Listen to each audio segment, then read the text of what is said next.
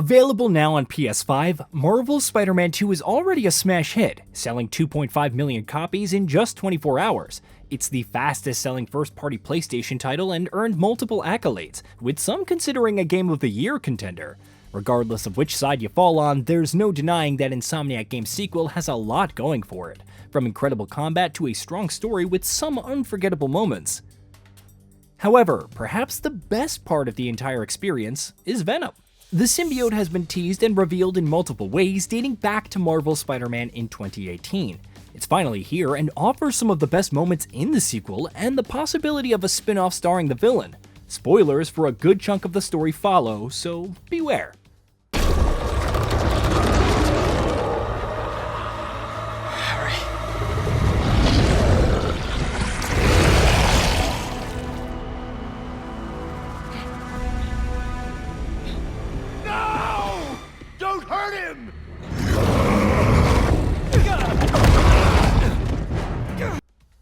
From the outset, Venom doesn't exist at all. Instead, the symbiote is an exosuit that helps Harry, shown to be incapacitated by terminal disease in earlier titles, to recover.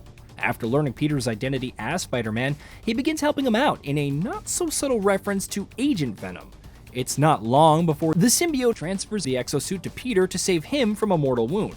Peter gains a symbiote suit and tussles further with Kraven, a hunter who arrives in Manhattan with his posse to hunt superpowered entities.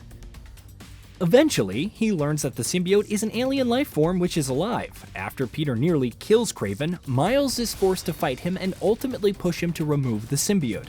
Throughout Peter's possession by it and during the fight with Miles, we see how the symbiote preys on a person's weaknesses. Peter, still reeling from the death of Aunt May and trying to protect those he cares about, is an easy target. And the codependency corrupts his mind. Of course, because he possesses a strong will, he knows the symbiote is bad news and ultimately rebels against the symbiote with Miles' help. When Harry becomes possessed by the symbiote, the fight to free him is much tougher, but we'll get to that.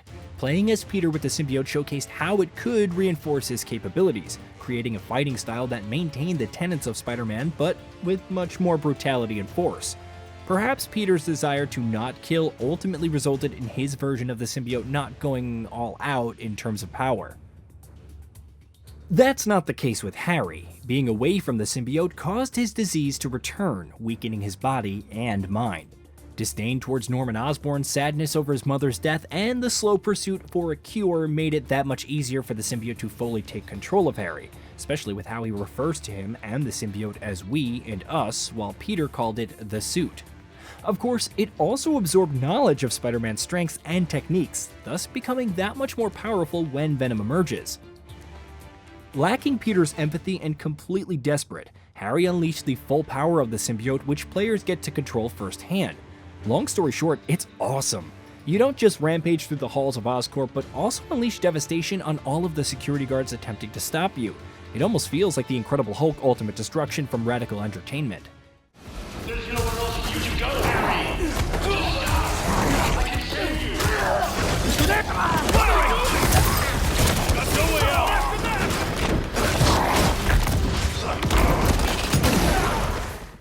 Venom's moveset emphasizes raw, brute strength, while being incredibly fast and intelligent, using its mass to redirect projectiles towards enemies. Of course, he's also brutal, breaking the backs of security guards and tossing them aside like it's nothing. It all comes to a head against Kraven's hunters and the man himself, whose head gets bitten off after losing to Venom. After Harry visits his mother's grave, the symbiote uses those memories to manipulate him further. The result? Furthering his goal to heal the world, which means spreading the symbiote throughout the city and eventually the world.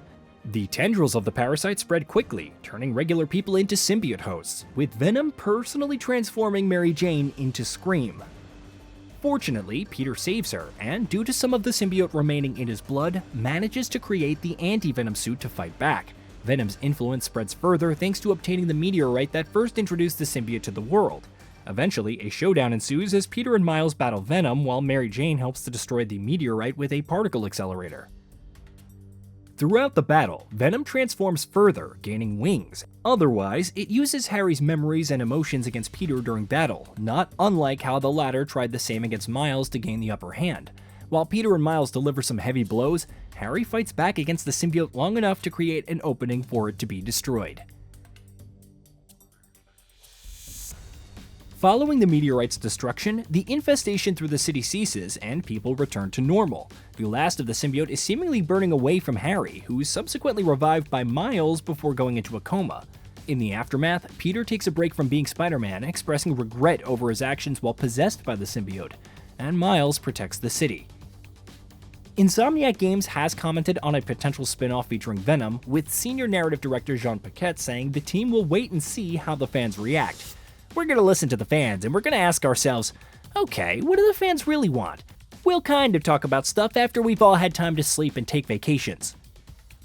Given how much effort went into making Venom playable and the response thus far, a spin-off makes sense. How would it work since the symbiote is seemingly destroyed in-game?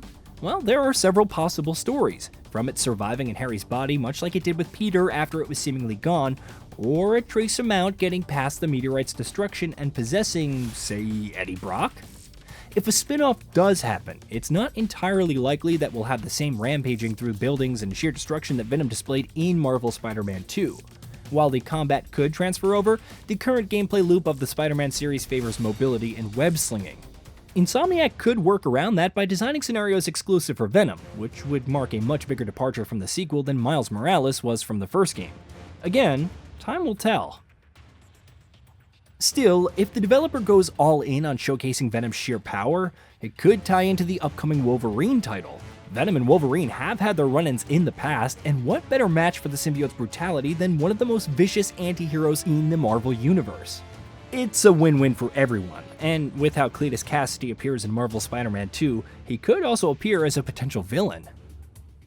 Overall, the in-game arc of Venom and the symbiote is perhaps one of the best adaptations from the source material we've ever seen. What a potential symbiote outbreak would look like, Venom's transformations, Agent Venom, and just capturing the feel of being Venom. The list goes on, and we can't wait to see how he's used in the future. Hey, did you know that we at Gaming Vault upload new videos every day? Stick around, drop a like, subscribe, and hit that bell, and let us know what kind of content you'd like to see in the future with a comment below.